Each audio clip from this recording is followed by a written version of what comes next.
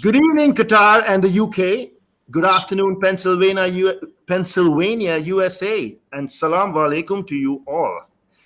Welcome to the 57th episode of the weekly virtual Big B Meetup, Qatar's popular community outreach initiative, founded in 2018. And in April 2020, the pandemic brought about its virtual edition. It is inspired by the people of Qatar, both local and expatriate, and dedicated to my mother. It aims to inform, to educate, to inspire, and bring communities together. This episode, we host two culinary maestros, my friends Dwayne and David. It's sounding like Dean and DeLuca. Please introduce yourselves, guys. Dwayne, would you like to do the honors first? Absolutely. Assalamu alaikum to everybody out there. My name is Dwayne Krishko. I'm originally from Portage, Pennsylvania, which is just outside of Pittsburgh, Pennsylvania, up in the mountains. So it's 1 o'clock in the afternoon for me currently. That's why I'm outside. Birds are chirping. It's pretty noisy up here in the top of the mountains, but it's a lot of greenery and very fresh. Not like in Qatar now with the 40 degrees, I believe, 45 degrees. We sat at about 21 today. We had a little bit of a rain in the morning, so it was a good time to be out and about.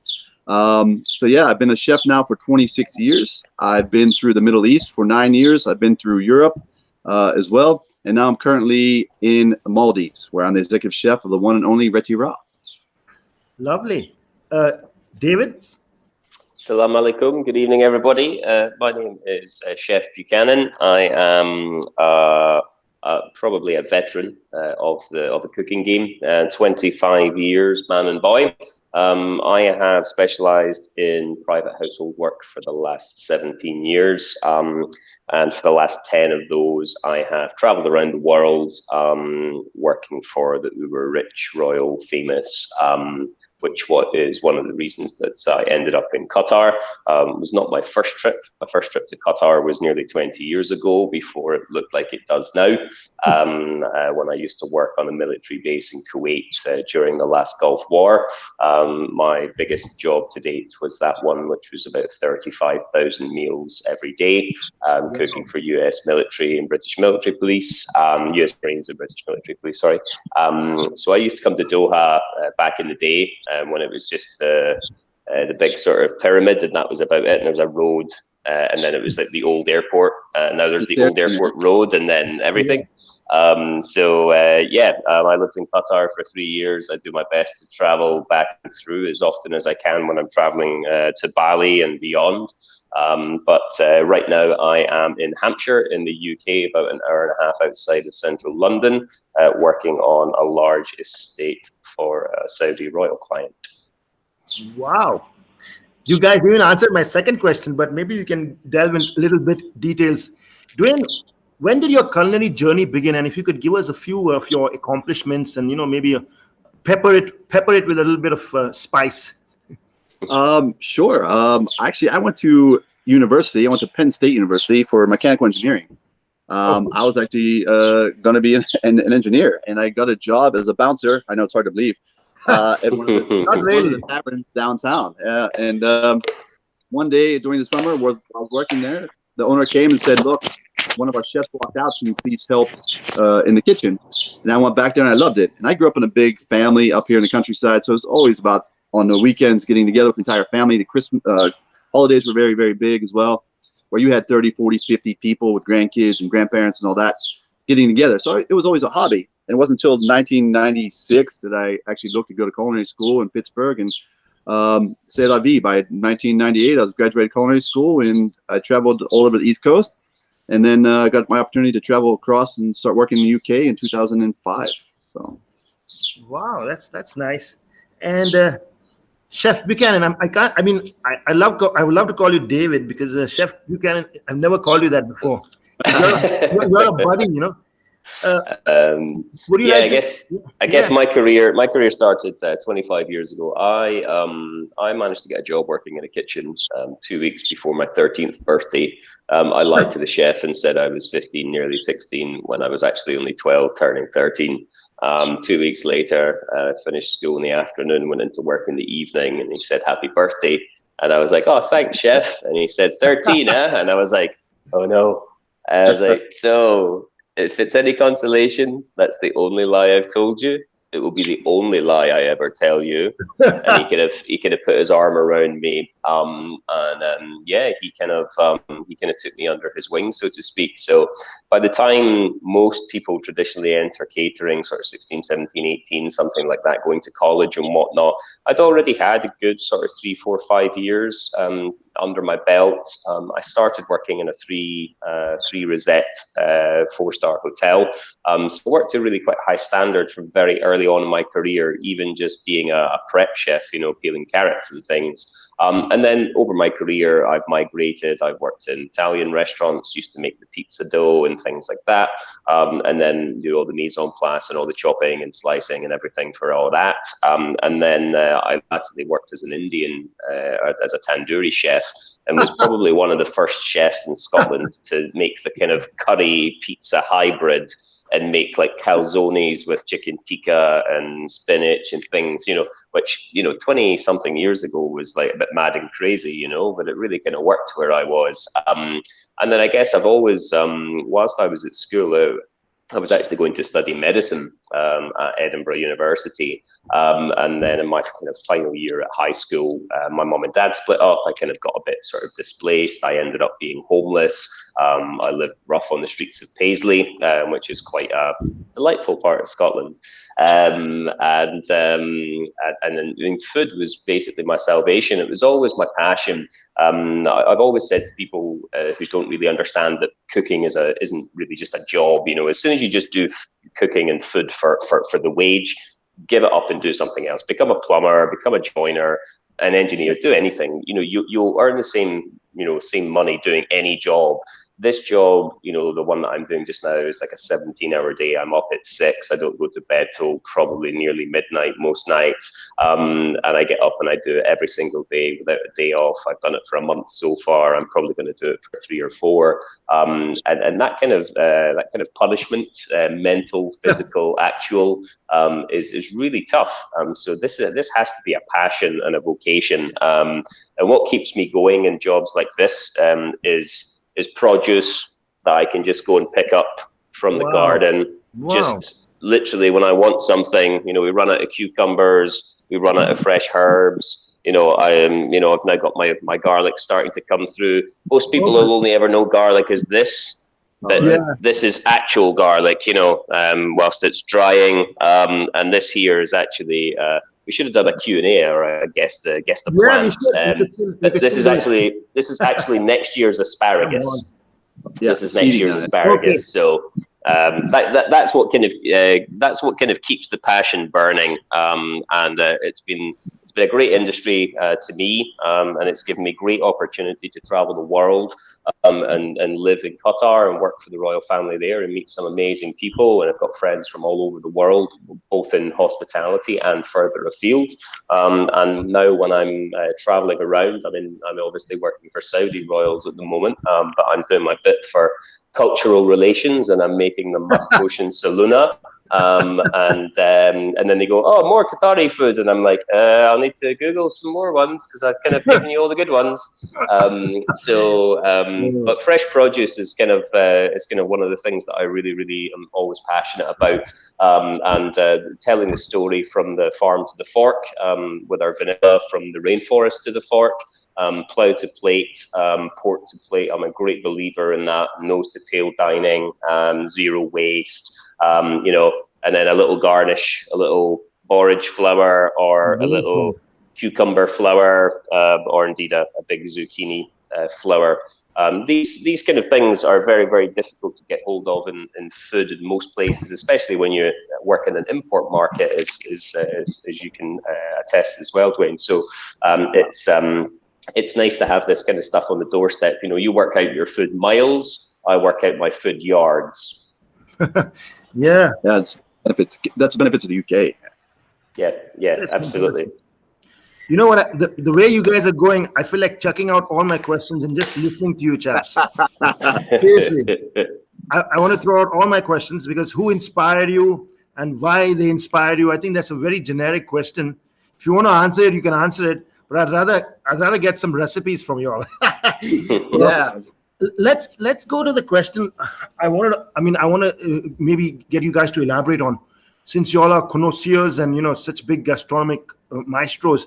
Where is gastronomy leading now? With so many the fast food chains and people. There's veganism. There's so many quick fix diets, and you all have seen the industry move in the past 25 years, and where is it going now? And especially now in these COVID times, where I think the hospitality industry and the food industry specifically has been hit in a very, very big way. Yeah, maybe not David, because he only cooks for the rich and wealthy. But ironically, my clients and their children especially would probably sooner have McDonald's than anything that I could bring them from the garden. So half the battle in my world is trying to get them to try new things and to appreciate the quality of things. So it's maybe not quite as some people would think it is, in this glamorous life. True. I would like to know about that gastronomic journey and where it's moving to. But before that, David, I didn't know that you cooked tandoori food. That's crazy. No wonder when I was in Doha, you always took me to an Indian restaurant. Indian place, yeah. It's kind of like my go-to cuisine. I wouldn't. So when I was about 15, I took a job. I was poached. So at the time, I was working in an Italian restaurant. And I used to go into an Indian restaurant or an Indian takeaway on my way home sometimes and pick up, I don't know, like a naan bread or like a kebab or chips or something like that, because I was moneyed, I was 15 and I was earning like £2 an hour. I was like rich on a Saturday, so I used to go in and buy everybody chips, because I was rich. So I used to go in there and I chatted to the guy who I latterly found out was the owner, and his son was actually my year at school. And he said, oh, you just finished work? And I said, oh, yeah, make the pizzas up the road, in the wee Italian trattoria. And he was like, oh, we quite fancy starting doing the pizzas, maybe you could come and work for us. And I was like, well, I get paid $2.50 an hour. And he goes, we'll give you £3. And I was like, oh, I'd like to. Most of my jobs in my early career begin with me telling quite a small lie and then getting caught out on it, and then it tends to work in my favor. But I don't advocate doing that actually now. But yeah, I started working in there, and like first night I was there, they were like, "Oh, what did you have to have curry for dinner?" And I was like, "Oh, don't eat curry; it's a bit spicy." Blah blah blah. And no, we'll give you korma. It's fine. It's very mild. I was like, "Oh, okay, no problem." So they gave me a chicken korma, and they gave me rice, and they gave me a naan bread, and they gave me chips. I mean, I never sat down to a meal like it, I don't think. And they'd only going to put green chilies in it, right? So of course I was absolutely dying. Like I was crying into the curry, but it tasted so good that I kept on eating it with the salty tears. Like I genuinely am not making that up. I was crying my way through dinner. And I worked there for about 6 months before my parents moved house, and I subsequently left that job and moved to another one. And within that 6 months, I was making staff meals, and now I have this ridiculous capacity for really spicy food. I don't know what it is, but like when I first started there, I never put pepper on my food at all. I never even put salt on my food, actually, to be fair. And then obviously you develop this understanding of blending flavors and combining sweet, sour, salty, pickles, and being able to mix all of that together, hot, cold, texture. There's all those kind of, a whole wealth of cuisine, which is, if you've never eaten Indian food or cooked it, it is such a diverse opportunity for your taste buds, and I advocate Indian food to anybody because it's such a rich history and culture of spices and pulses and vegetables, and I think it's one of the most underrated foods. In fact, it does really, really well in London when it comes to Michelin star. There's a place in Mayfair called Tamarind. And it's going to be Michelin star, and it is absolutely next level. But it's basically what you'd expect in a regular Michelin star restaurant, but with spices from, India and different parts of Goa and different things. They do different courses and things like that. And their food is absolutely next level. But you can only take the humble naan bread so far, Yeah, true. Yeah. Do they serve vindaloo there at the No. restaurant? No. Not yet. Okay. Yeah, that's very I hope good. not. Yeah, so that's how you wetted your palate early with the Indian food. Yeah, because I think, like a lot of children now, I think there's a big problem in the world wherever you go, and it's not just with children. Because one of the big problems I notice, obviously having cooked for so long, is lots of men, lots of single men my age who live in the Western world don't cook, can't cook. You know, they eat out, so they take Nando's and buy a Pret a Manger or buy a Starbucks, whatever, and they live in a very different world to me, obviously. And I think that we now have a generation of children coming through school whose parents can't cook. And that obviously is a huge problem. You know, they don't teach cooking in school anymore. If your parents don't cook and can't teach you how to cook, you're relying on Jamie Oliver and watching the TV to learn how to cook, which will only get you so far. There's nothing, you can't beat spending your time at the stoves. And I keep on harping back to this. You know, 25 years, and now I have a great career, and I earn really good money, and I have lots of opportunities, and I get to do really cool things and work for really lovely people and things. But it wouldn't have happened if I wasn't, you know, the early part of my career peeling, you know, 40 kilos of onions until you could feel your fingers and your eyes were streaming so much, you know, you look like you had a cold or something. You know, you have to serve that time, and if you take that information away, to put it back probably takes 2 or 3 times as much effort. It's not just as simple as teaching the child to cook. You have to teach, you know, the child then teaches the parent. It's probably the first time in our life cycle in the history of man where children might actually teach parents how to cook. Whoa, That's a big problem. well said. Yeah. You actually delved into the question. Where's gastronomy going towards? Dwayne, what is your take? No, I mean, since the pandemic has hit, I mean, now that people are starting to travel again and people are moving, as far as the hospitality industry, people seem to be booking trips that are extreme, going further than they normally go, trying new things. The swing to, like you said, the vegetarian veganism, people are very conscious about their health now. So people are trying to look at staying healthy, even when they travel. The eco-friendly hotels, resorts around the world are becoming famous because people now respect it, being locked down for a year and a half, and not being able to do what they used to do. But going back to, like Chef David said, with the current situation of the kids not knowing how to cook and the parents not cooking, I think they had in their mind that it takes a long time, and they is hot, and they'll after working 9-10 hours a day, coming home, they don't want to spend an hour in the kitchen, which it doesn't have to be an hour. You know, you can make a very quick meal. You can prepare the day before. You can go to the grocery stores, and people think it's expensive to cook at home rather than go to, like I said, Nando's or McDonald's and grab a $1.50 burger is easier, which in the long run, yeah, if you're going to spend time with your kids outside or something, but it's not good for you. So you take into consideration you're destroying your health at the end of the day. But if you go to a grocery store, you can find the products you need that are the raw products, your carrots, your tomatoes. They don't have to be organic. With, you know, a lot of the organic ones now are just a stamp. But if you look for the local markets and things like that and buy local, you are so much better off. Yeah, very well, very well put. Dwayne, I hear a lot of birds chirping in your background, and you got some lovely little, I mean, a garden, and I can sneak in and see a little bit of a barbecue. Yeah. Set. Are you still high on the 4th of July? Yeah, we still have our red, white, and blue there. I don't know if you can see next to the barbecue. Yeah, I'm outside, and we have a lot of pear trees. We have peach trees, apple trees. Unfortunately, this year the apple trees took a little bit of a hit from a frost early in April, so we don't have that many apples here on our land. But I do have a lot of pears coming. They should be ripe in about a month. But the blueberries, I went out and picked a bunch of blueberries this morning from our shrubs. I have some cooking on the grill, and like I said, there's a freshwater river right at the end of our land as well. Yeah. So this morning I took my children down, and we went and caught 3 fresh trout.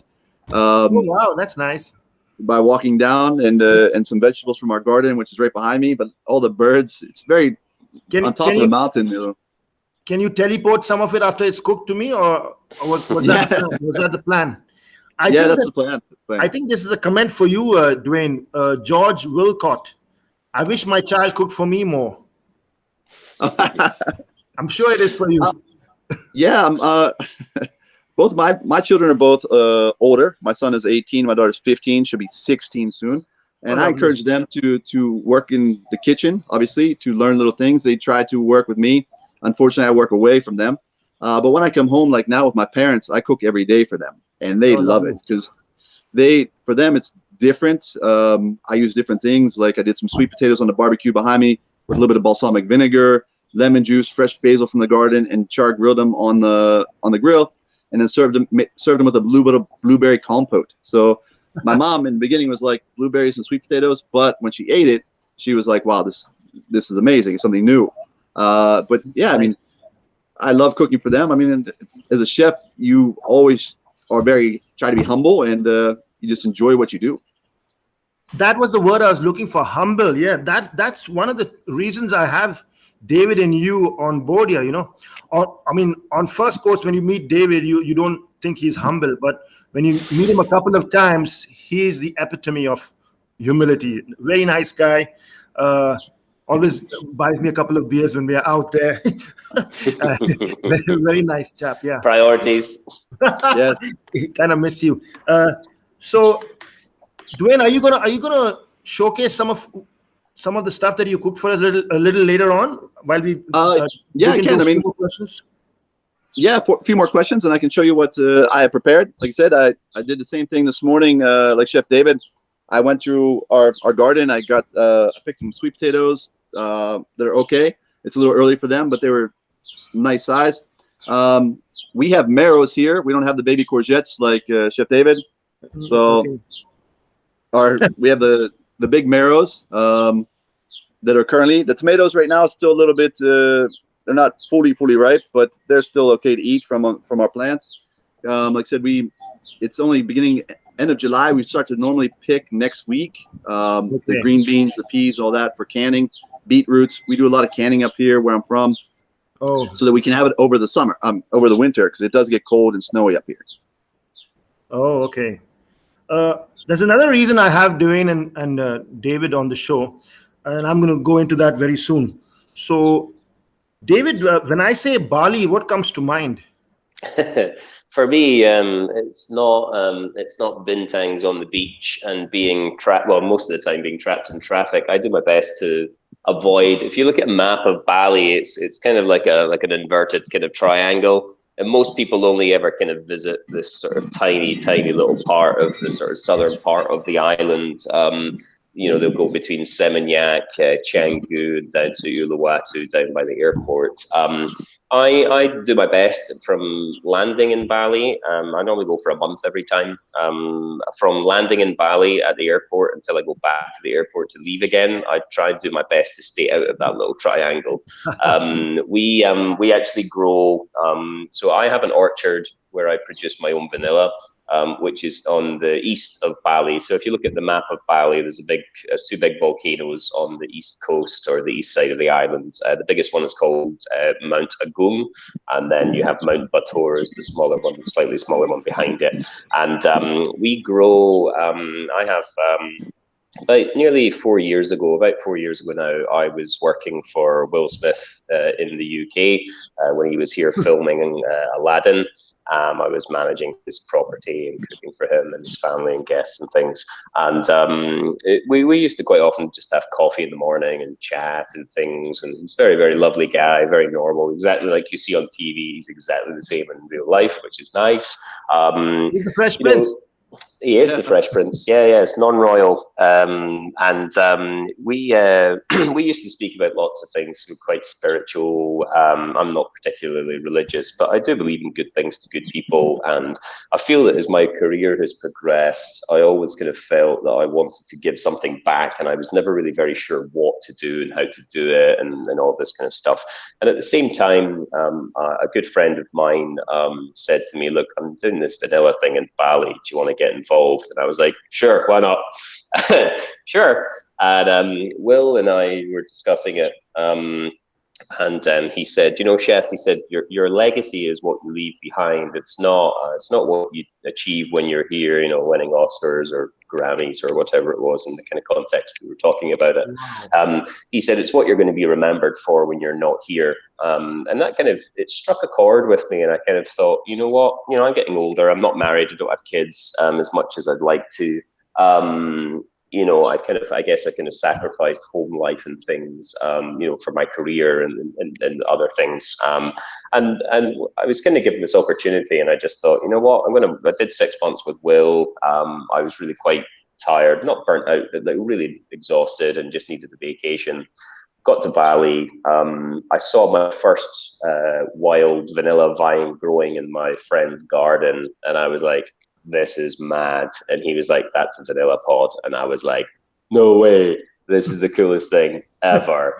And then I started learning about, obviously about the varieties and numbers of orchids in the world. There's more than 35,000 species of orchid in the world. Only one produces an edible seed pod. And we started kind of really looking at how we could create something, obviously to produce vanilla first and foremost. But we needed to do it in a way that was on the community's own terms. I didn't want them to think I was just some rich white guy turning up, paying money to buy their vanilla or something. It wasn't it at all. So I kind of was kind of given access to this village in the east of Bali. I sort of put in some capital funding at the beginning to help the farmer buy the vines. I planted my own vine there for the very first one that I planted. I still go back and visit it every time and take some time with my vine. I planted something, I swear, I planted something about that, right? And when I say that, it might have been about 8 inches if I was lucky. And it's now the same vine when I was there in January of last year. It was probably about 12 meters long. And in that time, it's probably grown the same length again. So what we decided to do was I kind of decided to set up Vanillism as an alternative, as an alternative to what was available in markets. We could all go and buy organic product, and we can all go to the deli and this place and that place, and it's relative to the label that's on the packet what price you pay, but the actual true cost of production of products that we all take for granted in our homes, coffee, chocolate, rice, for example, staples like that, those things can only be produced if the person that produces them is the one that gets the raw end of the deal every time. And we're all about balancing that off. So we basically, we're all about transparency. We grow our own beans. We cure all of our own beans. Every single pod that we sell to you, I can point on a map and say where it came from, tell you the name of the farmer, tell you the name of the village, take you to the village. You can see them growing. That's what he told me about. Fantastic. Yeah, that's what it's about. That's what it's about. Because at the end of the day, we're growing organic, but my guys can't afford to buy pesticides even if they wanted to. So we promote true polyculture growth. A bit like the garden that I've just taken all this produce from here. We grow anything up to 10, 12 commodity crops in the same footprint. None of the crops compete with each other, and they all promote biodiversity, and they provide the farmers with a tertiary income or products that they can trade with other neighbors and things like that, barter, etc. And then we're only really interested in the vanilla, when the harvest time comes around. And if they basically do what our agroecology specialist team tell them to do in terms of what to grow and how to grow it and how to trail it and everything, if they do that, the beans grow better, they grow bigger, they're worth more money, they earn more money, and they're incentivized. So we basically pay them pretty much 3 times the price of what they would get if they were to trade into like a regular market. I'm kind of commercially sensitive. I'm savvy because I've had businesses and traveled and things. But basically any money that I make, I just reinvest back into the project to help more people and plant more vines. And what started as me producing maybe 20 kilos a year, handing them out to a few mates, a bit of high fiving, whatever, has got way out of hand. By the end of August this year, we'll have cured 10 metric tons. and the yield is about an eighth. So from what you start off with 8 tons of green vanilla beans. By the time you actually cure them, you'll get a ton of cured by the time you process them. So for what you have here is about 250 grams. This started off in real life as pretty much as 2 kilos. And as they begin to dehydrate and we cure them and we condition them, and they end up in the dried state that they're in now to sell and for you to use. That's why it's so labor intensive. This vanilla bean in front of me, as we are here, this bean here is about 3.5 years old. Okay. Oh, wow. And all of that work has to go in and be paid for before you sell the product to then pay it off. So the financial risks are quite huge if you're looking at doing something at volume. But I'm not profit driven. I'm all about helping people and helping the planet, and that's why we do what we do the way we do. That's nice, and that's another. I'm a beneficiary of that from you too. I don't know if you were throwing this in the bin or something, but I'm just joking. But I still have this little kilt. There you go. Good man. I'm not Scottish, so I was a bit nervous to wear it right now, and I have my dog roaming around here, so I'm like a bit wary to wear it. Steady. It's a family show. Keep it clean. Yeah. Yeah, true. Moving on to Dwayne. Dwayne, kind of a rapid fire for you before I go back to Chef Buchanan. I can't call him that, but his name is there. Yeah, your favorite Middle Eastern dish? I would have to say makluba. Pardon me? I love the makluba. I mean, I had it. It's a very simple dish, I would say, but I think simple's better most of the time. Simple is what defines you. Actually, you're a simple guy. I can see that. Simple. But like I've had it in Lebanon. I've had it in UAE. I've had it in Jordan. I've had it in Doha. And everywhere is different, depending on like the family recipe and the family taste, which I think is pretty amazing, Have you tried making it for Mr. George Wilcott? No, not yet. But if he comes to the Maldives, I will definitely make it for him. Okay. Your favorite Asian food? Your favorite Asian dish, perhaps? I worked in Bangkok and actually had a really good time there. But I would have to say, I love sashimi. I know it's kind of, I don't know. I don't want to say an easy answer, but I love the raw tuna. Okay. I'm a big fan of it, so I would say sashimi. It's simple, unadulterated, and you get the freshest product. Lovely. Favorite South American dish? I would do sea bass Veracruz, which is cooked with pimiento, capsicum, tomatoes, olive oil, lemon, Veracruz. It comes from Venezuela, and it's absolutely amazing. But it's a whole fish, so you gotta eat the cheeks, pick the bones. It's amazing. Very good. And favorite African cuisine, or I would have to say you have to go with the tagine. I go with the seafood tagine. Obviously, I like mine. I've had it one time with octopus while traveling through the northern part of Morocco. Close to Spain, and that was different. And without the apricots and the prunes, but with the lumqua, the dried limes, and that was pretty amazing for me. So I would have to say that the tagines. Okay. Would you like to take a go at that, David? Favorite dishes. I'd probably go with chapati and karak because I'm a very simple man. Keep it really simple for me. South American, probably do something. Hang on, is that Middle Eastern or Asian you're going? Chapati? No, it's a bit of a hybrid. It's Qatari. It's a little bit of everything, isn't it? Now it's got a Qatari flag on it. Now it's Qatari, right? It's totally Indian. Qataris have taken it off us. Haram. No, it's not. It's definitely the authentic Qatari snack. No, I mean I do like makbush. I like makbush and saluna. I like the simple stuff. I'm very much I'm very interested in the spicing of what different nations use in their cuisine relative to food history and food culture. So I'm fascinated by the fact that Indian food doesn't exist in France, because they don't like spice. Tabasco is too hot for the French. So that's always fascinated me. But no, I like the simple stuff. I love quality of ingredients. I actually really like camel.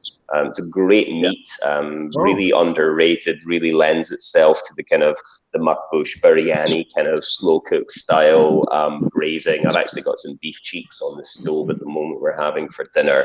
They've been on the stove now since about 2 o'clock, so they'll probably get a good 7 hours on the stove. And then it literally just falls apart in the hand. I like simple stuff. South American, probably go for something like a ceviche, or just a nice sort of big chunk of meat on a barbecue. Francis Malman style almost. I've cooked on some of his actual grills before. I had a client who had him come for Christmas one year and kind of cooked outside on fire and all that kind of stuff, which was really cool. David Beckham was there amongst others. And then Asian food, I'd probably say nasi goreng. When I'm in Bali, I probably have it at least every day. Just some fried rice and an egg. It sounds really silly, but chefs like us like that kind of stuff. We're not interested in sitting and eating what we spend 14 hours a day making. We want to sit down to cheese on toast or a cheese sandwich, or like something really super simple, or a bowl of cereal at 11 p.m. That's about my kind of thing. Yeah, chicken wings, totally. Yeah, bit of fried chicken. Buffalo chicken wings, man. Yeah, that's his favorite. Here, every day I go for wings. Yeah, totally. Yeah. It's a cultural thing in America. I always forget, because you have the nugget, you obviously have the wings with the beer, right? Like that. I never used to kind of get that. I mean, I lived in the US for quite a while. I've done about 13 states now. Lived in Ohio and Kentucky, like proper America, not like not the hot spots, where people had never left the county and they were only 85. I loved that. And then like the Hooters and wings culture was great. And it's the kind of zero waste kind of mentality, right? It just goes to show you that when you produce a product for a market, there are tertiary markets and byproducts of that product, of that production. So, you produce chicken to get the breast to turn into, whatever, sell the chicken breast, and then, reclaim the carcass meat for chicken nuggets. And then you've got the wings, and, I don't know where the drumstick market goes. It must just be the fried chicken market. Must be the drum and the thigh, is it? KFC. They buy it. Okay. Yeah. Buttermilk fried chicken. Oh, can't beat it. Been to the original one in Kentucky. It used to be 10 or 12 miles along the road from me when I lived in Kentucky. I lived just south of Ohio on the river. So I was just northern Kentucky and went to the original one. And I was like in heaven with this, and even back when I worked in Kuwait, most of my guys were American that were working with me. And, those guys learned the secret of fried chicken out there. It's just as simple as flour, seasoning, and that's it. Well, buttermilk, flour, and seasoning, that's it. And everyone's like, oh, you do some garlic, and then you do some this, and then some that. And I'm like, that, you're already away from it. It's a bit like when someone tells you what they put in their pizza sauce, and they're like, oh yeah, so I start with tomato puree, and then I add garlic, and I'm like, okay, thanks, bye, cheers, go. You instantly know that they don't know what they're talking about. So you're just like, lovely, amazing, thanks for your time, bye-bye.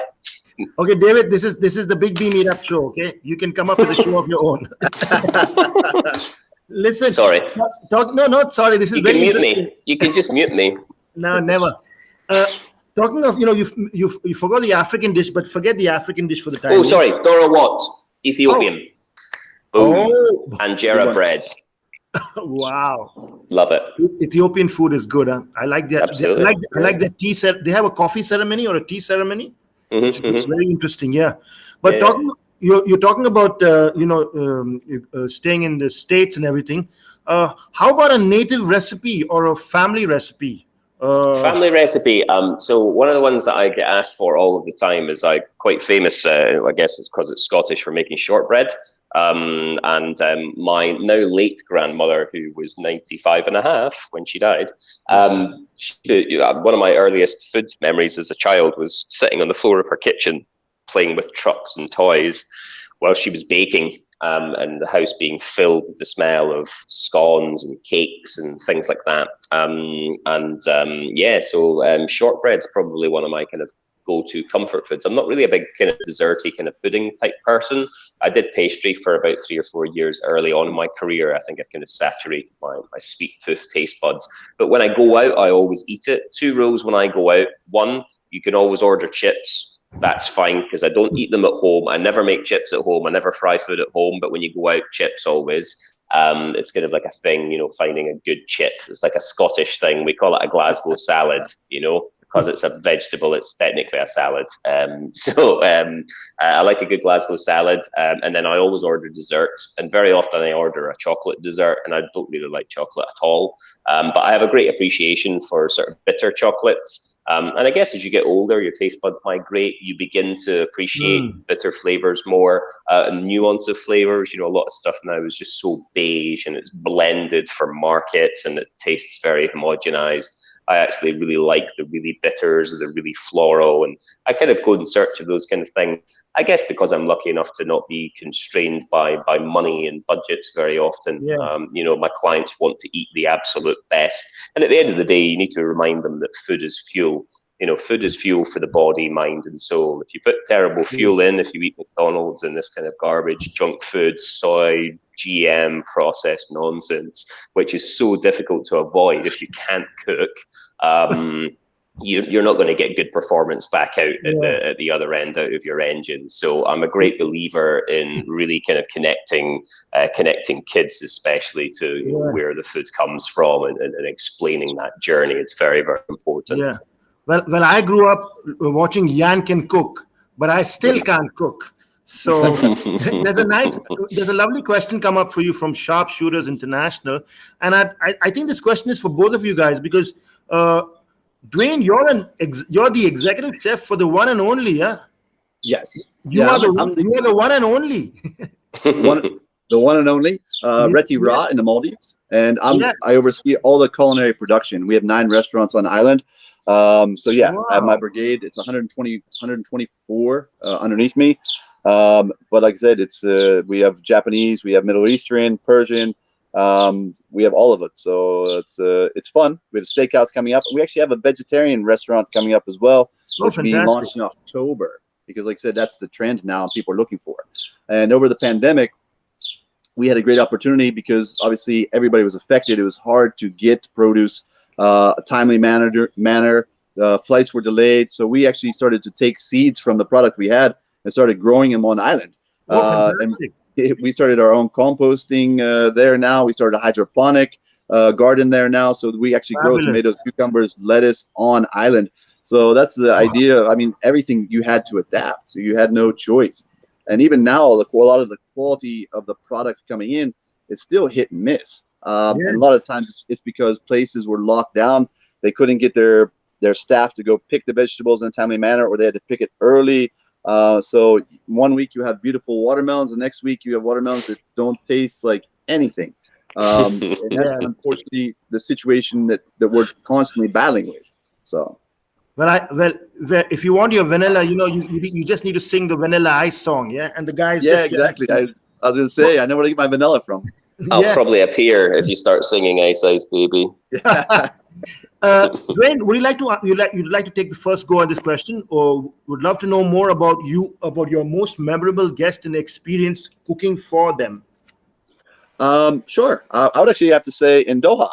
When I was in Doha, I was at the Ritz-Carlton Shark Village, and we had during the opening of the museum back in 2018.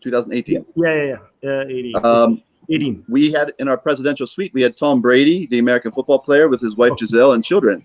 And they were with us. They were with us for 10 days, and it was kind of funny because the GM called me and said, "You're American. We have an American couple coming to stay with us." Yeah, they're like, "Do you know him?" And they showed me his They showed me his picture, and I was like, "Yeah, I know who he is," But they were actually lovely, lovely people. Unfortunately, at the time, he was with New England Patriots. I'm a Steelers fan, coming from Pittsburgh. Yeah. So then whenever I met them, the first thing he asked me, he said, "So you're American, yeah? Who do you support?" And I was like, "I'm a Steelers fan." You can see, like, oh. Like, I kind of let him down. So I mean, I didn't ask him for any autographs or anything, but him and Giselle, they were absolutely such amazing people. Every morning Yeah. they would come have coffee with me, and I was so blown away. And like I said, as a football fan from Pittsburgh, I wanted to hate him, but I couldn't. The both of them were absolutely amazing. They were so nice. Yeah, he think he came to Doha once again for the launch of a stadium. And by Yeah, the I way, saw that. I'm a bigger fan of Giselle than Tom Brady. You know? Yeah, Yeah, yeah. No, of course, of course. for more reasons than one. Giselle is the name of my wife too. Oh, nice. Yeah, and when I first met her, I asked her, "Do you know Giselle Bundchen?" And she was like, "Hmm." So that was the first time. I mean, it brings back memories. Actually, it's funny. Lovely. David, apart from the story you told me, and I could actually tell it. I could actually tell it myself because you've spoken so much about the Fresh Prince of Bel Air. Is there any other? I'm sure you catered to many guests. Which other? I mean, could you fork out another memorable guest and the experience you had? You know what? I'd probably, it just always ends up me sounding like me blowing a trumpet. So I tend to not really mention who I meet and that kind of thing. Yeah. Not for any particular reason. They're all somebodies in their world, but I meet them and True. don't really know who half of them are, to be totally honest. One of the really nicest, one of the coolest people I've ever met in all of my career. About 8 years ago, I was working for a client who had a yacht and ended up having to do a charter on this yacht because they had no chef. And Denzel Washington was the charter guest, and he had just finished filming the movie Flight, where he's a drunk pilot. I met him, and it was just basically him and his wife and a couple of friends. It was quite low key, and they took us out to dinner in Capri the last night of the charter before we dropped them in Naples. And we just had some really cool experiences, and they kept on asking for my Cajun chicken. And don't ask me how and why, right? But Cajun chicken, and then they asked for waffles with fried chicken and maple syrup, and then they wanted mac and cheese as well. Mac and cheese, to quote Will Smith, my mac and cheese is perfection. He actually makes up his own adjectives. He can because he's Will Smith. But yeah, I used to kind of make this kind of comfort food for these people, and it always strikes me. It's not unusual for me, but to other people to hear stories like that, they think it's mad. I went out for dinner one time with a client who had more money than sense, and he spent 25 grand on dinner for 5 of us, right? I drank nearly 9,000 euros worth of wine on my own, right? It's like $800 euros a skull for dinner. We spent like 2 grand at the chocolate shop on the way out in the hotel lobby, blah, blah, blah. Got back home about 10 past midnight. One of the most amazing 3-star Michelin meals you'd ever experienced in your life. And everyone went to bed, and I was checking my emails because I just moved into an apartment and I didn't have internet at the time. So I was using the work Wi-Fi, which was mad quick, and I was loading my emails. I was Skyping my mum, and he emailed and he said, I'll just have 2 grilled cheese sandwiches in the studio in 10 minutes. I just thought, you've just dropped 25 grand on dinner, like the most amazing meal in the entire world that nobody will ever forget, and he just wants a grilled cheese sandwich. Yeah. I'm not there to tell him he's wrong. I'm there to make sure it's the cheap bimbo bread, the manky craft cheese slice, the butter that he wants, grilled to the color that he wants, so that it's hard on the outside and soft and gooey in the middle. And that is what pays me the big bucks. Yeah. There's another question for you, David, Dwayne. From working in the hotel business, any tips on handling difficult guests? I'm happy George is indulging here. Yeah, of course. I mean, you always have difficult guests. They either have issues with somebody. Unfortunately, a lot of the times it's not always from food. A lot of people come in and they get angry right away because of the wrong room type and everything. So they're just angry as soon as they arrive because of something that happened. And you can't change the room, you can't change the resort, you can't change where it's located, but you can always point a finger at the food. So a lot of times the servers, F&B, chefs, we do take a beating. The best answer I could give for that is just try to be, number one, humble, try to listen to them, show compassion or empathy, and try to ask them how you can do it better. tuck your tail between your legs, as we say. But at the end of the time, you also have to be kind of strict. And I don't want to strict as in like tell them off or anything, but know that you, as a chef, as a professional, you know the way to do it. So if they want to change something, a lot of times it's me stepping on the line, cooking it for them, and them having them know that the executive chef cooked this dish again for them personally always actually adds benefit. So yeah, and then follow up. The main thing is follow up. Talk to them the next day or the day after. Know their name, show them respect, and don't be afraid to go greet them. It's the main thing. And then you'll most of the time, 90% of the time, you'll win them over.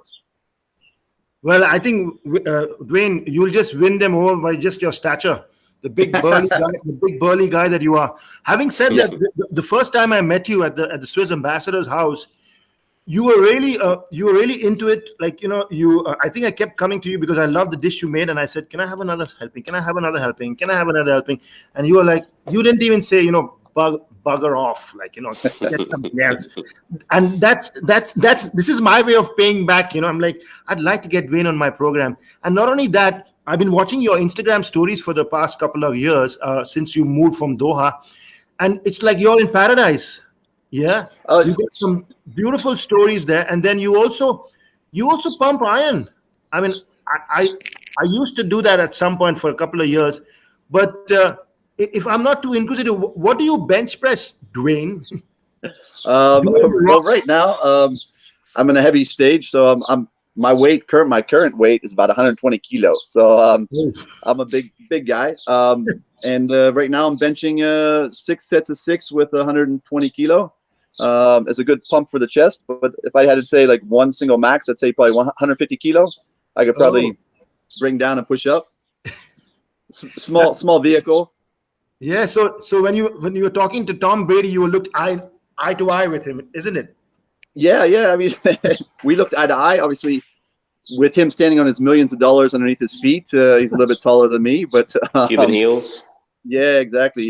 He was my height. He was actually a little bit skinnier than me, which was surprising. But at the end of the day, he does have 7 Super Bowl championship rings, and I have 0. So I can't really say anything. Yeah, 7. You are in 7th heaven for sure.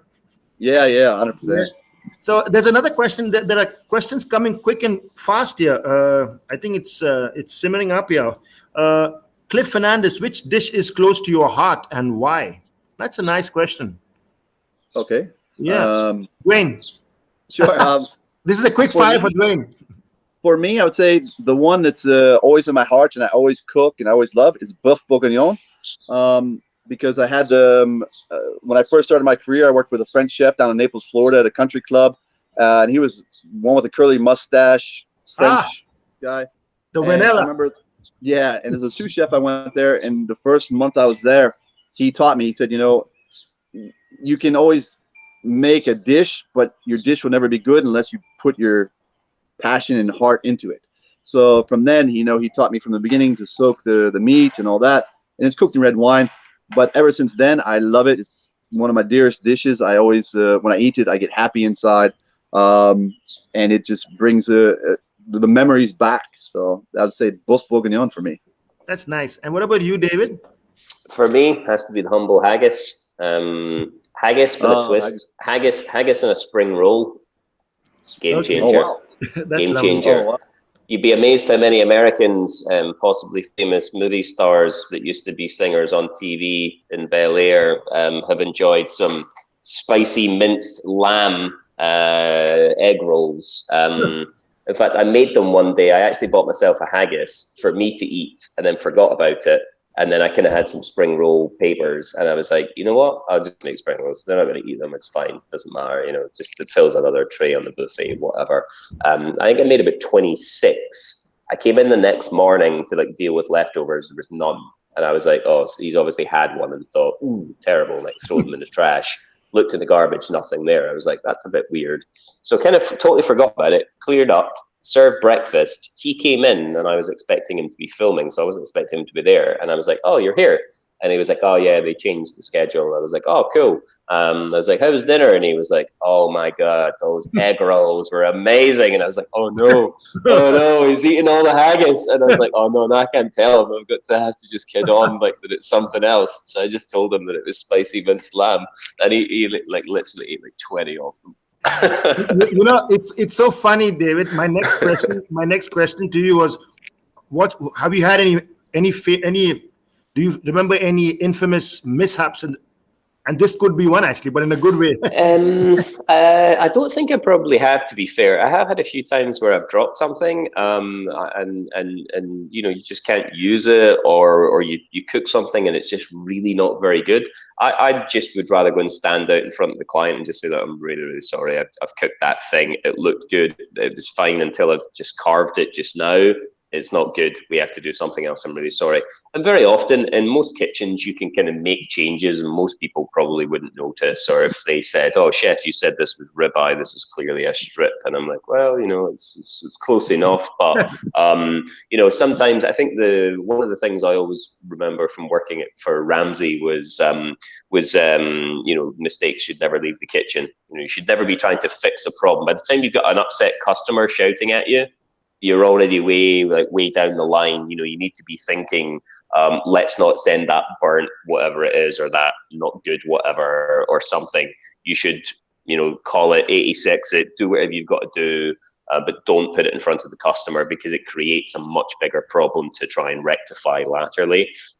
So I probably don't have many of those. I've got many ridiculous stories of parts of the world I've been in and been asked to do things, and make all sorts of mad, crazy foods. I've been given live animals to cook before. I've had it all over the years. Oh, chef, we'd like some goat for dinner, and I'm like, yeah, we're in the Caribbean, mate. Like, it's we're not. It's just a pop to Tesco and get some goat. Comes back with a goat, and I'm like, yeah, like I can do it. It's just kind of a bit beyond my area of expertise, as he was trying to load it into the tender to bring it to the boat. I was a bit like, oh my goodness, these people, like Arabs, they just think differently. They're so matter of fact. Okay. We want goat. We don't have goat. We got goat. Now we can have goat. And there's no concept of the all of that middle bit is gone. They need goat. They've got goat. Why can't I have goat? That's the way that they think. Okay, let's move on before I become the goat soon. Yeah. Yeah. You'll be for the pot, son. Yeah, Dwayne. What about you? Have you had any infamous mishaps? Do you remember? How did you fix it? So many, like Chef Dave was saying. But I know one time in Miami, we had a wedding going on, 600 people. And the first course was a game consomme. It was during winter, and we had the big boilers, steam kettles, which is about 80 liters, I think, of consomme. Boiled, cooked it overnight, and then 30 minutes before service, we were gonna strain it in smaller pots, have it behind the line, so we can start to plate the consomme. Went back there, the steam kettle empty, cleaned. And it's kind of like, whoa, what happened? So one of the stewarding thought it was dirty water. And after 12 hours of cooking a consomme with the bones and rendering it, emptied it down the drain. So you have to hurry up and brown the vegetables as quickly as you can on a broth pan. You're using cold water and Maggi. Unfortunately, beef bouillon to try to get some flavor and some color. And we served it. I mean, luckily we best one they ever had. Yeah, I mean, it's a hit and mix. You try to use some chicken stock, you skim it the best you can, and you're basically finishing it through coffee filters right as it's going out the door to give it that sheen of a consomme. Yeah. That was a pretty big one. So yeah, wow. Dwayne, with 25 years of experience, I mean, with 50 years of experience between the two of y'all, it would be fair enough to ask y'all is there a book in the offing? Are you guys going to be authors soon? I mean, what do you? Yeah, for me, I'm like you said, for the 26 years that I've been traveling and living with my family and coming home and all the recipes that my aunts and uncles and my parents and grandparents have collected and taught us, I have some stories to tell, 100%. I'm currently working on a book, writing it as we speak back home. Some memoirs, some interesting stories, some recipes from all around the world that I had from the Middle East, Lebanon, Budapest, UK. I'm probably not going to put any fried Mars bars in there, Chef David. I'll leave that for you. Well, we can't all do quality, mate. You know, some of us have got to, bulk the book out somehow, True, but I'll put my cheesecake, my Philadelphia cheesecake recipes in there, and as well as currently where I'm at in the Maldives. I'll put some of the local dishes in there, which are pretty fantastic. It is spicy. The Maldivians do like their chili. But yeah, I have a book hopefully coming out maybe in 2 years. Lovely. Dwayne, I hope it's not going to be just a recipe book, but I think the way you just spoke about it is going to have all about your journey, about you, about the family history. That's fantastic. I'd love to hear more about that in the future. And I'll send you my postal address for a copy, signed copy. 100%. You'll be the first one. Yeah, thanks, David. I think you authored a few.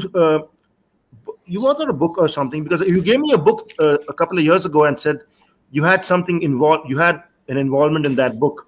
But I've done a bit of work that's been published over the years. I'm not a particularly proficient writer. So if you've got a ghost writer out there, I'll dictate the stories and the recipe cards, no problem. No, something that we're looking at with Vanillism is possibly creating some sort of digital format going forward, where we'll kind of create recipes which can be sort of downloaded on PDF format. We do have on, although the website's not live at the moment because we're building our new one. I did have a recipe booklet in a PDF format, which was a 7-course tasting menu, and everything had vanilla in it.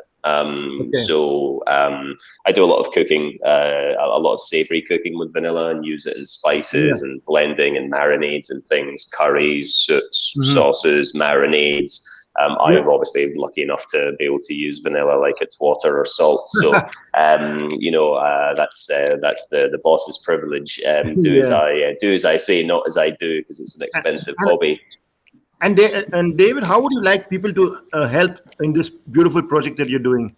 Of course, I'm going to connect you with Dwayne after the show. Yeah, for sure. I mean, one of the things that we kind of that we actively ask people to do is just kind of share our message, share our story. How do we do that? You can visit us on Instagram at vanillism.com. The website is also vanillism.com. But like I said, it's under construction at the moment. But yeah, it's all about sharing the message, and we're all about not using single-use plastic, reducing our footprint. Obviously, we appreciate commercially that we obviously have to ship our product halfway across the globe. We understand that. But we are a net positive carbon business because of the sheer volume of growing that we do. We have access to about 160,000 hectares of land all over Indonesia, including in Borneo, helping to save orangutans. And all sorts of other great stuff. So hopefully before the end of the year, a good friend of mine from Doha, who's now living in Venezuela, he's going to come to Bali with me, and we're going to do a documentary there. And then we're going to do a Christmas crowdfunder as well, that people can kind of get involved in, and that'll basically be a short summary of what we've achieved in the first sort of nearly 4 years it will be by that point.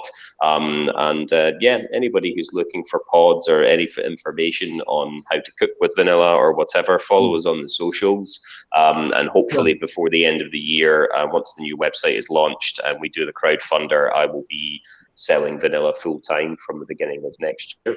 Excellent. Talking of sharing, I have a gut feeling that Dwayne doesn't want to share.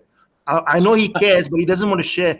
Dwayne, I thought you were going to show us some of the lovely food that you cooked, the fresh trout, right? Yeah, like I said, we went out this morning. We picked some items from our garden, from my family's garden. Right behind us, like I said, we have the freshwater river, which is called the Conemaugh River, which is literally 100 meters from our land. Wow. So this morning we went and we caught some rainbow trout. I have some raw ones. That's nice. And we got one palomino. It's considered a local one, but they call it palominos. It's a little bit more like a Okay. salmon. Oh, wow. So I cooked one already. My family's here, like ready to eat. So I'm so sorry to keep you waiting. no, it's quite all right. But I did, like I said, I did everything on the barbecue. Just stuff with some lemon. Okay. So fresh trout. Simple salad on the side. Like I said, we keep it nice and simple because of the heat now, and Yeah. everything done on the barbecue. So no pots, no pans. We try to keep everything Sustainable. there. I grilled everything. Is- The marrows. Is there a heat wave going on there too in Pittsburgh? No, it's actually been quite cool. It's looks like it's going to rain. It's overcast right now. It was a little bit sunny this morning, but Okay. it's been on and off between 24 degrees and 28 degrees maximum, which is normal that summer. But we've had a lot of rain. We just had the Yeah. hurricane that came up through. Oh, They just dumped us a bunch of water here, so we didn't have the wind or anything. And now everything's growing, everything's green. So doing a lot of mowing of grass. that's lovely. Guys, when we come to, I mean, we passed our time for the show, but I have two more questions actually. One is you get a chance to take over of Big B Meetup. You get a chance to ask each one of us a question. I'll go with David first. He can ask myself and Dwayne a question, and then Dwayne can ask Bosco and Chef Buchanan a question. But before I go there, Sorry. David, quickly, I've been wanting to ask you this. On the yacht, you're cooking something, and suddenly you don't have a particular ingredient, any particular ingredient. How do you improvise? Do you lie? It depends. It depends on what the requirement is. So there's always something that you can do on a yacht. The bigger the yacht, the more storage you've got, the more forethought you've got. I'm used to working in yachts up to 140 meters, so I've normally got a lot of space to play with. Clever provisioning is the important part of that. You know, on almost every yacht I've ever worked on, I've had everything from crocodile, kangaroo, kudu, all sorts of African game meat, zebra. I've had all sorts of animals always in the freezer, ready to just do something random and different. And every 6 months you churn through it and the crew get a bit of mixed meat, bolognese or something, you know. So you use everything up and it's quite nondescript. I think it's important to make sure that you provision well ahead of time to sort of deal with eventualities, but also knowing what your limits are as well. Don't go, you know, I've always been told to under promise and over deliver. Yep. It's always been the way with me. If someone wants, you know, Japanese food, promise them a little bit of katsu curry and, you know, a bit of nobu salad or something like that.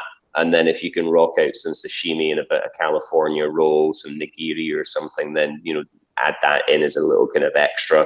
But if you promise that and then that's all they get, they're like, oh, where's the edamame? There's no gyoza, there's no this, there's no that. You're setting yourself up for failure. So managing customer expectations is very important. And your use of language as well.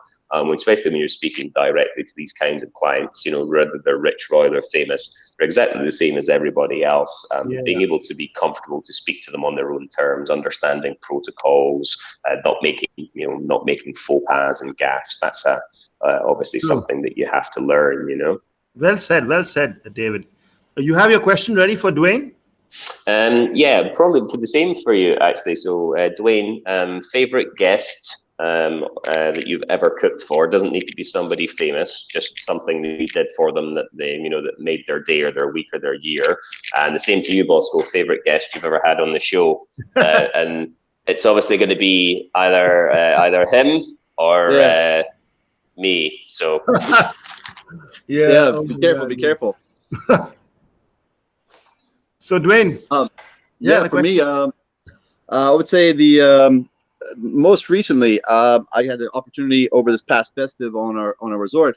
I had the opportunity to cook for Mr. and Mrs. Barkley from London, and they were so nice and so simple. But she's vegetarian, no gluten, healthier lifestyle, and she wanted something every day, something different. So one day I would cook her Indian. I cook her Spanish the next day, but all vegetarian based, which was something fun for me.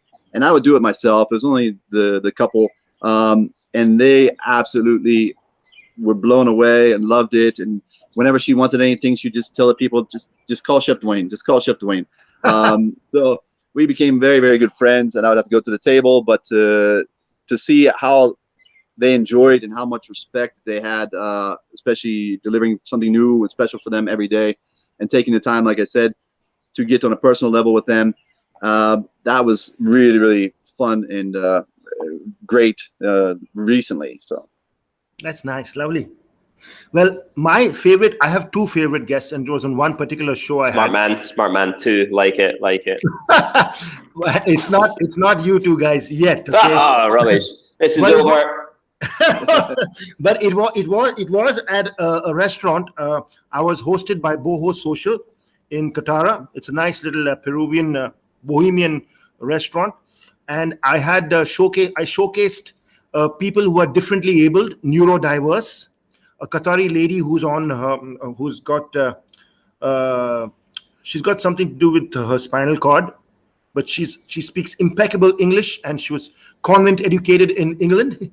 And she was on the show, and she speaks her mind, a lovely lady. And with her, I had another Qatari gentleman who has speech issues. He stammers, but that didn't stop him from coming on my program. So hats off to this guy, guy, and he's a phenomenal digital artist. He's an upcoming artist of Qatar, and I will be showcasing his work in a future meetup of mine when COVID's done with. But these two are my favorite people who I had on the show. I had the favorite episode is another episode where I had differently abled children on a Garangao program, but this is with the guests. Yeah, so I'm sorry they beat you too, but for a call. Yeah. Hey, high standards. if we're gonna lose, it's definitely to them. So. Yeah. So Dwayne, what about you? You have a question for David and myself? And yeah, you know what? say, Hang on. I remember I told you have a question for us, but be kind. But if you want, you don't have to be kind to David.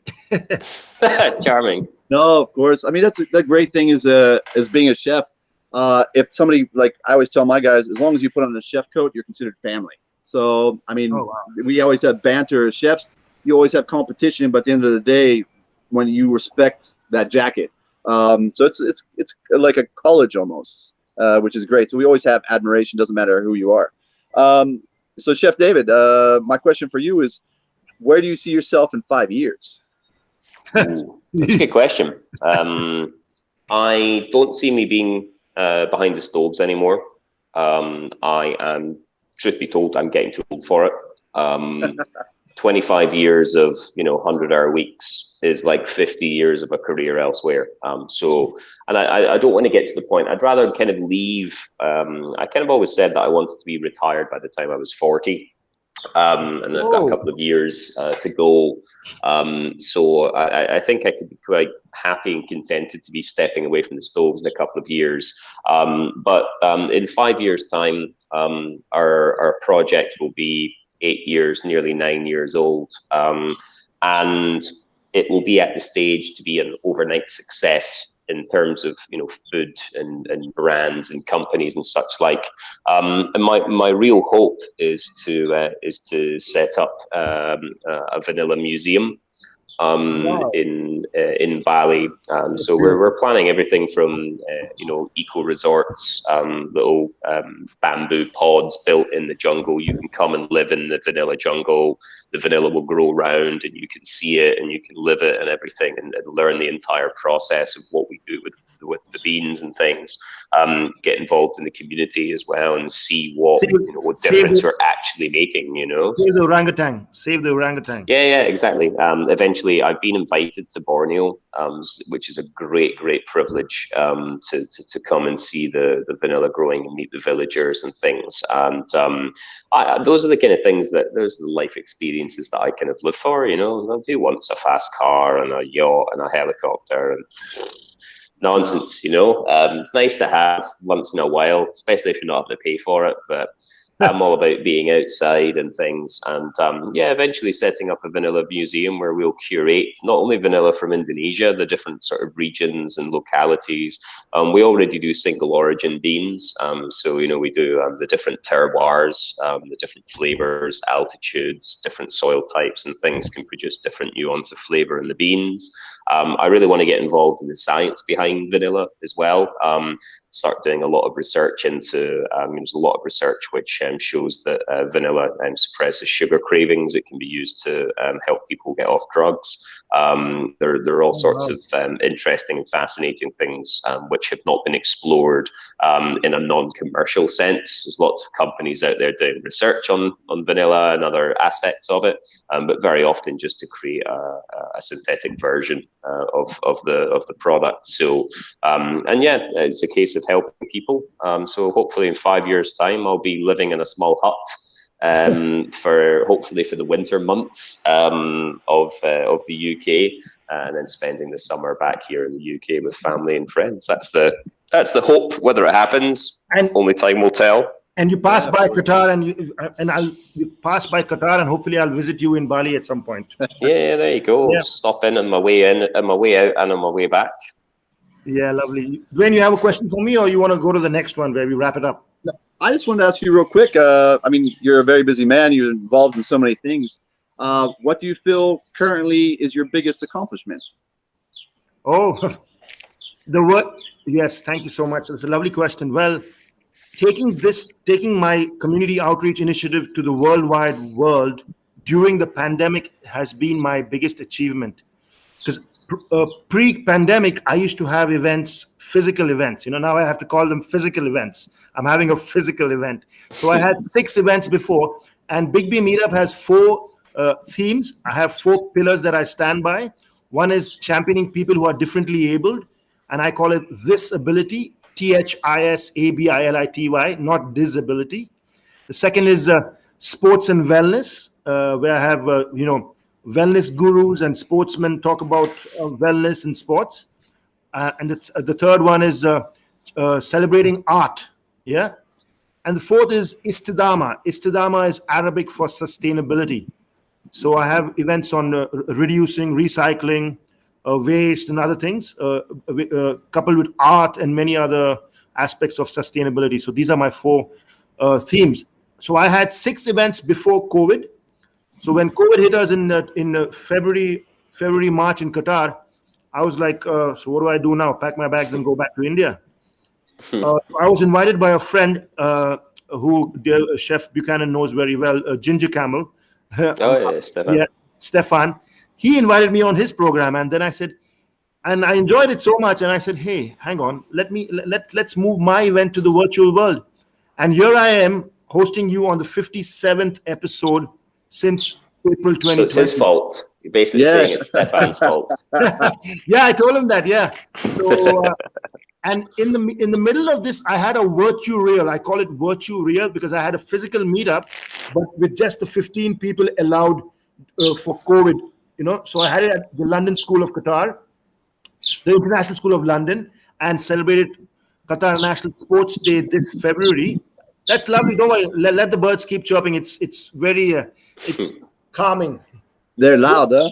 Yeah. So that's my biggest accomplishment so far, Dwayne, and I'm proud of it actually because well done, mate. Yeah. And guys, your last. I know. Chefs. Forget chefs. Anybody doesn't dish out recipes, but I'd like you all to dish out your recipe of love and peace, your message of love and peace to everyone before we say adios, amigos. So, Dwayne, can you give us your message of love and peace, your recipe rather? Yeah, I would have to say from just traveling the world is to be understanding, taking consideration what people have been through and what they go through daily, and don't judge, and respect the different cultures and expect and be happy that we have what we have and we're alive, and just treasure what you do every day. Thank you. That's a beautiful message. David? Do you want mine now? Absolutely. Yeah. That disappointing finale. Five vanilla. That's it. Yeah. Vanilism.com. Hashtag be the difference. If you can sing no. that, if you can sing the vanilla song, I'll buy some or I'll promote it. Right No. The world doesn't need that. Qatar has enough problems politically at the moment. Let's not bring the Americans in as well. Okay. A lot to answer for that Vanilla Ice guy. Never been seen since the 90s.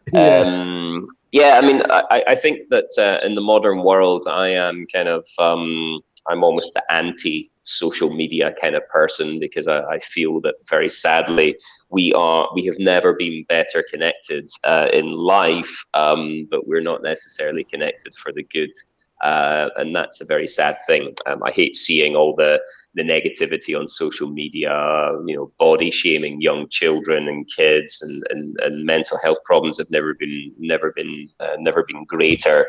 I just like to kind of promote, a sense of happiness and well-being. Just because you're not happy, it doesn't mean to say that you need to try and bring somebody else's happiness down or beat down on somebody else. I think we all need to be a lot more kind, a lot more understanding and appreciative, be more patient. Unless you're at the supermarket and someone can't work the self-scan thing, because that's essentially, if you're not capable of using those, you shouldn't be allowed out of the house on your own. But there's a few things in life that will just send me off radar. But no, I think that we all need to be a lot more kind. And I think that especially during COVID times, I've been very lucky enough to not necessarily have suffered much apart from a loss of liberty. But there are a lot of people out there really struggling. And you also never really know when somebody's struggling. We've all got lots of friends. We've all got thousands of Facebook friends, but do we actually speak to them on a very regular basis? Do we check in and actually see if our friends are okay? I think that's what we should do more of. Bit of high-fiving. Hey, mate, hope you're good. Let's catch up, And I think we should be doing a lot more of that. I think that COVID gives us a real great opportunity to reset so many things, the way that we buy food around the world, where we buy products. Consumerism is ridiculous, If you don't need to buy it, don't buy it. Certainly don't buy 3 of them. There's a whole host of things that we can all take, small steps. Solving climate crisis and consumerism and single-use plastic and things. All of these kind of buzzwords that are all kind of trendy now. It doesn't take me being a great eco warrior to fix it. It takes everybody to have a good go at it. And if everybody had a reasonable go at being better, at not being wasteful, turning off lights and everything else, and being a bit more understanding and appreciative, if people all did that a little bit better, the world would be a much better place. So that would be my recipe. Very well said. I don't want to let you guys go, but Dwayne's looking at his family and they're like, hey, we want to eat. I've got dinner service to do. I've still got to go. I've just so you know, I've got to now go and make a chocolate tart, a salt caramel chocolate tart. I've got to roll the pastry, bake it. I've got to cool it down, slice it, and get it on a plate in the next 94 minutes. This is gonna be panic in a minute. Panic at the disco or at the kitchen? Panic Indeed. At the kitchen. Listen, is there Talab out there? I'm salivating right now because you guys just cannot leave me in the thick of things here. I need a meal, okay? So next time you guys come to Doha, you guys gonna cook me a meal, please. And I'm not absolutely. I'm not. I'll cook you some Indian food. Oh, let's do that. Let's see how that goes. Yeah, guys, it was a pleasure. Thank you so much, and bon appetit. And have a lovely afternoon and evening. Yeah, ma salama. Shukran, Habibi.